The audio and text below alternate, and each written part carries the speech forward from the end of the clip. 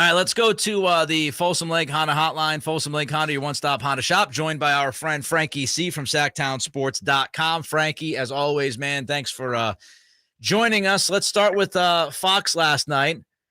What'd you think of his performance, considering what you might have expected going in? Guys, hello. Thanks for having me. A sad but hopefully hopeful day. Dejected Frankie C. with us here on the Folsom Lake Honda Hotline.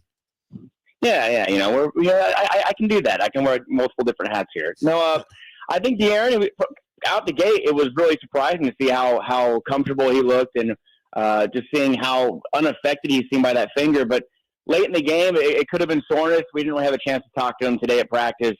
He did not meet with the media. But Mike Brown definitely from the point to the fact that he thought Fox was affected by the finger late in the game, but not enough to sit him out and not enough to sit him out of tomorrow's game either. So it's just a pain management thing and something that's going to flare up if the Kings continue to play basketball here over the next couple of days or hopefully longer. But he looked good to me, and I guess tomorrow will be telling to see exactly how much pain he is dealing with. Can he be comfortable enough to lead this team to a Game 7? That is going to be the question tomorrow. But he's healthy enough to play, and that's most important. And, I mean, obviously, De'Aaron Fox has been amazing in this series, and you're going to need him to continue to be amazing in this series if they're going to have any shot. But I don't know, broken finger or not, Frankie, if the Kings go 8 of 12 shooting the 3 in the first quarter and then 2 for 22 the remainder of the basketball game, they're not going to – is that the story of not just last night's game but this entire series is what the hell happened to the Kings' three-point shooting?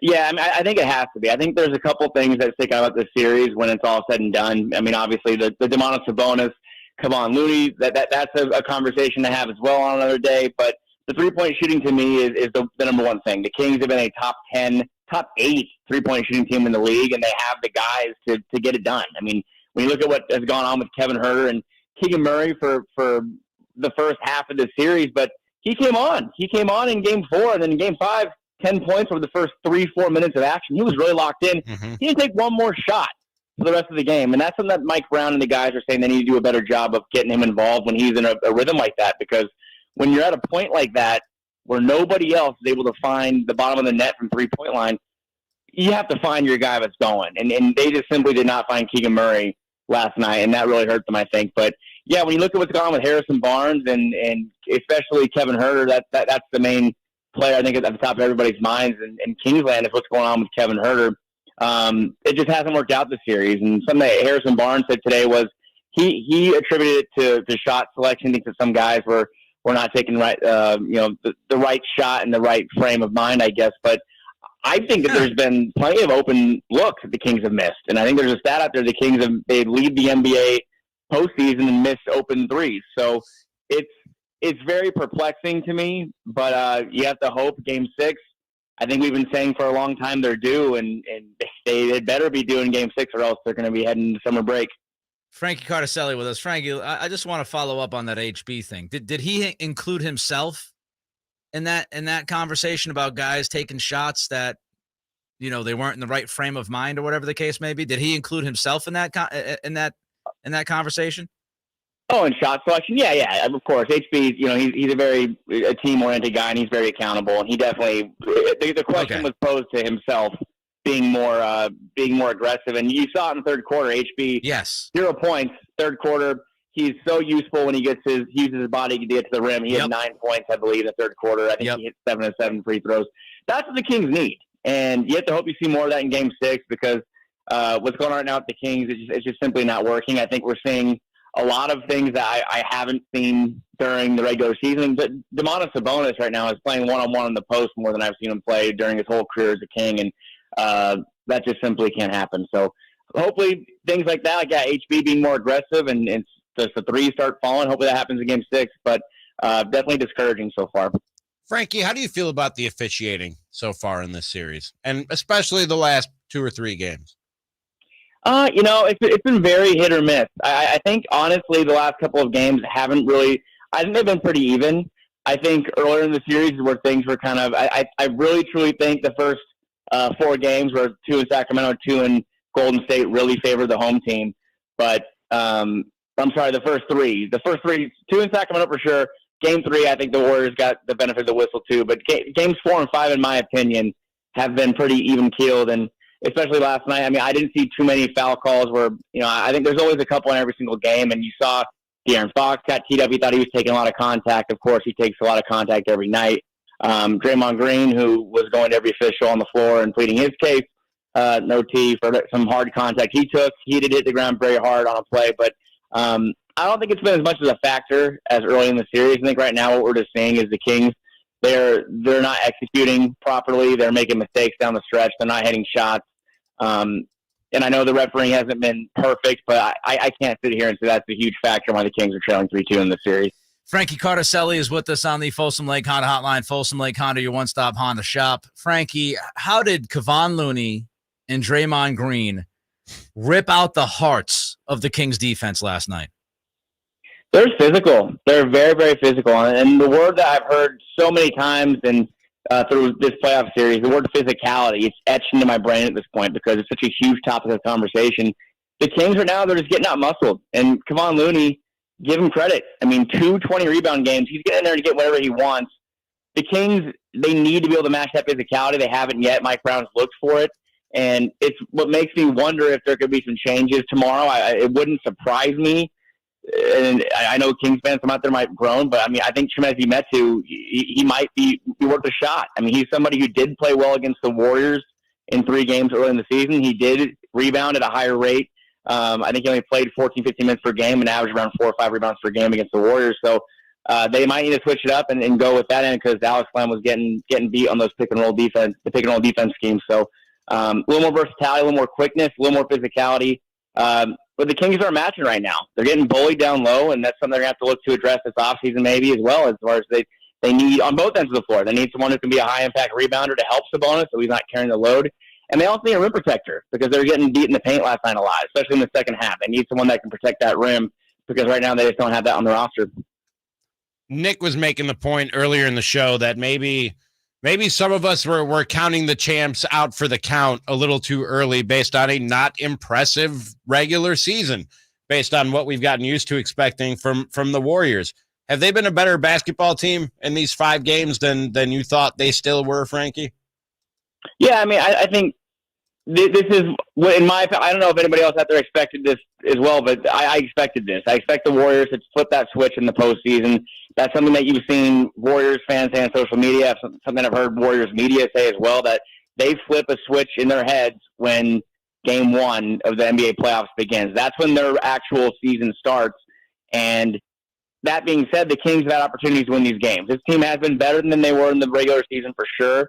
As we just saw last night, they were the worst road team in the Western Conference, arguably the worst road team in the NBA, and they came into Golden One Center, a tough environment, and they won a game. So that just shows you how they start to progress in the postseason, and it happened last year as well. I don't think anybody thought the Warriors were going to win the finals. I mean, at least not a majority of the NBA landscape thought the Warriors were going to march in there and win the NBA finals, but they figure things out as they go because they have that core intact.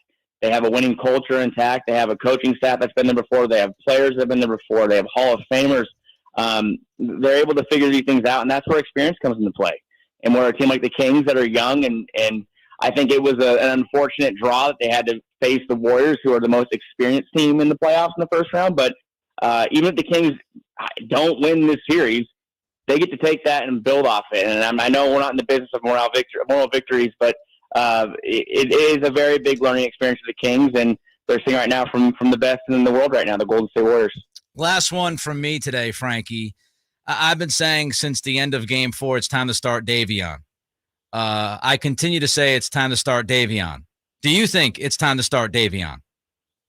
I think it'd be worth a shot. I mean, I do think, and again, Mike Brown's a coach who has been very, very clear. He doesn't care who starts. He really just looks at who finishes games. He's been very clear about that since opening. When Keegan played the second game of the season, he was very confused why people were making a big deal about him not starting. And then a game later, he was starting. I think. Let me ask you this. Let me ask you this. I know that's what Brown feels. Do you agree with that? I think that I don't agree with that. I don't agree with that idea. That to me says that points in the first quarter don't matter as much as points in the fourth quarter when they all matter. I think when things aren't working, and right now it's not clearly not working, I think a change is I think I would not mind to see a change. I don't think it's going to happen, but I do think that Kevin Huerter will have a very quick hook, as he did last night. He played 16 minutes, but I think we could see Davion Mitchell in the first 2 minutes of the game. I mean, you see him come in the first 5-6 minutes. We could see it. I mean, if those shots don't fall down, which is what the Kings need Kevin Huerter to make shots. First and foremost, he is the guy who can get on a heater and score 30 points. But if he's not knocking down shots or showing you anything on the offensive end, you are not in a position to try and figure things out anymore. That time is over. So yeah, Davion Mitchell, he might play 38 minutes tomorrow night. I mean, that's where you're at in the season. Tomorrow is it. There is no tomorrow. So no, I completely agree. I do think that it would be valuable to make a switch. I wouldn't expect it. I just don't think it's going to happen. But if it were me, yeah, I would definitely make a switch at this point. This is the time to do those things. Before Game 5, I said whoever wins Game 5 is winning this series. Tell me why I might be wrong, Frankie. How do the Kings do this? Because, I mean, again, as someone who has grown up watching the Sacramento Kings while they went through a 17 playoff drought, pessimism is just in my DNA. It's just how I grew up. But this year, they proved me wrong. They just continue to prove me wrong and prove other people wrong. So, to me, I just think, what makes me think they're not going to do it again? I mean, that's what the deal is. They're the best road team in the Western Conference. They were in that game, Game 3. They really had a chance to win the game. I know that Harrison Barnes 3 is getting is going to get a lot more run here if they end up losing the series. How they were a 3-pointer away from taking a 3-1 series lead, but they have handled adversity so well this year. They haven't lost 4 games in a row since the first week of the season, and I believe every time they've lost 3 in a row, they've followed up with 2 straight wins. So, and that includes the last week of the year they lost 3 in a row, and then they won 2 in games 1 and 2. Different circumstances. This is the NBA playoffs. This is the Golden State Warriors at home, where they have just been an absolute unit at Chase Center. The Kings haven't won a game at Chase Center in 3 years, but they're going to have to at some point. Why not tomorrow night? I mean, it's sports. Anything can happen. We saw that with Milwaukee and the Heat. Imagine those fans out there in Milwaukee are feeling, well, it can happen to anybody on any given night. So to that, I say there's absolutely a chance. This Kings team is good. They're capable of winning this series. They've shown that they've been in every game outside of, a pretty bad showing in Game 3, but they still were in it until the 5-minute mark in the fourth quarter. So it's been a hell of a series, and I'm expecting some fireworks tomorrow. And if tomorrow's it's going to go out with a bang. I can guarantee that. There you go. You heard it from Frankie himself, Frankie Cartoscelli, Kings by 20 tomorrow night. Frankie, thanks for joining. Whoa. Thanks for joining us, buddy. You'll be out there in San Fran, right? Are you out there already? No, I'll be leaving in the morning, but hopefully we're coming back and we'll see you guys on Sunday at noon. That's what we're hoping for. All right. Be safe, buddy. We'll talk to you soon. All right, guys. See you. All right. There goes Frankie C on the Folsom Lake Honda Hotline. Folsom Lake Honda, your one-stop Honda shop.